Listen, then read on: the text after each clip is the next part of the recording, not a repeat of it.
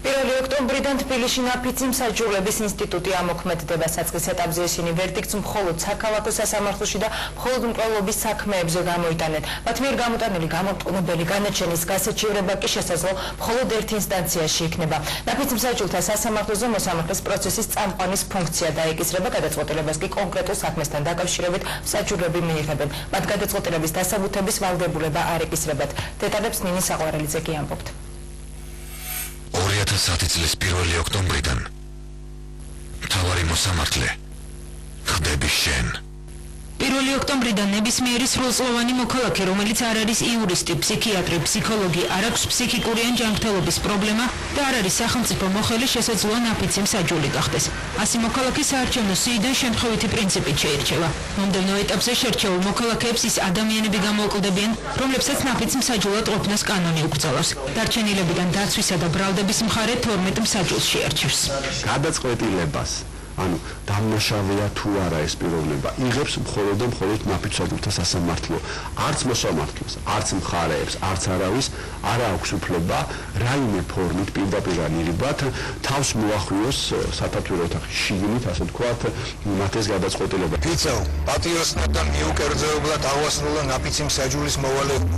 ჩვენ ყველამ უნდა მოვინდომოთ, რომ ეს დანაშაული რამდენად დაცულია ნაფიცი მსაჯულის ეწოლისგან. უზენაესი სასამართლოს თავმჯდომარის მოადგილე განმარტავს, რომ თითოეულ მათგანს კანონი იცავს. დაიჭება ნებისმიერი ქმედება, რომელიც მსაჯულის დაშინებას მოსყიდვას ეხება.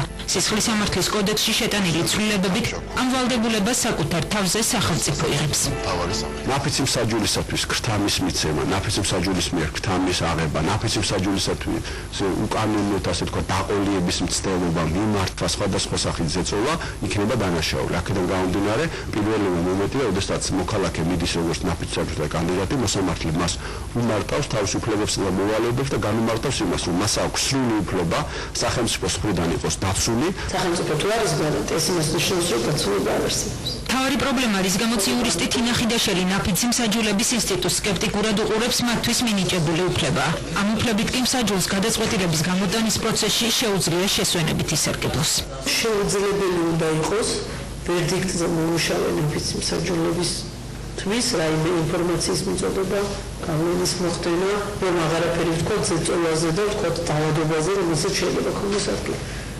სახლში წასული ნაფიცი მსაჯულები საქართველოში, ისევე როგორც ნებისმიერ სხვა პატარა ქვეყანაში, სადაც ნაცნობების წრე დიდია, შეუძლებელია, რომ დამატებითი ინფორმაციის გავლენის ქვეშ არ მოხდეს. ყოფილი მოსამართლე ნინო გვენეტაძე ამბობს, რომ ნაფიცი მსაჯულების ინსტიტუტს მსოფლიოში სულ უფრო ნაკლებად მიმართავენ და მას მოძველებულ მეთოდსაც კი უწოდებენ. იცის უამრავი მაგალითი, როდესაც რიგითი ადამიანების მხრიდან ვერდიქტის გამოტანა შეცდომით ხდება. ამიტომ დარწმუნებულია, რომ ნაფიცი მსაჯულთა ინსტიტუტი სამართლიანი სასამართლოს გარანტი ვერ გახდება. ნაფიც მსაჯულთა სასამართლოს გამართვის პოზიტივი ეს არის, რომ საზოგადოება მონაწილეობს მსაჯულების განხორციელებაში, თუმცა საზოგადოებას და კონკრეტულად მსაჯულების წინაშე მყოფ ადამიანს აინტერესებს სამართლიანი გადაწყვეტილება. ნაფიც მსაჯულთა სასამართლოს სამართლიანი სასამართლოს გარანტი ნამდვილად არ არის.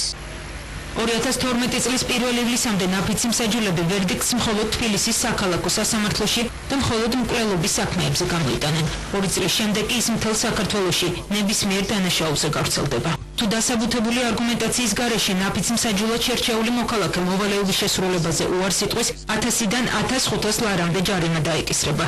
თბილისის სხვადასხვა უბანში უკვე მივიდა ცნობა უზენაესი სასამართლოს თავმჯდომარის ხელმოწერით, რომ ნებისმიერი თქვენგანი შესაძლოა მალე ვერდიქტის გამოტანის ზღვარზე იდგეს.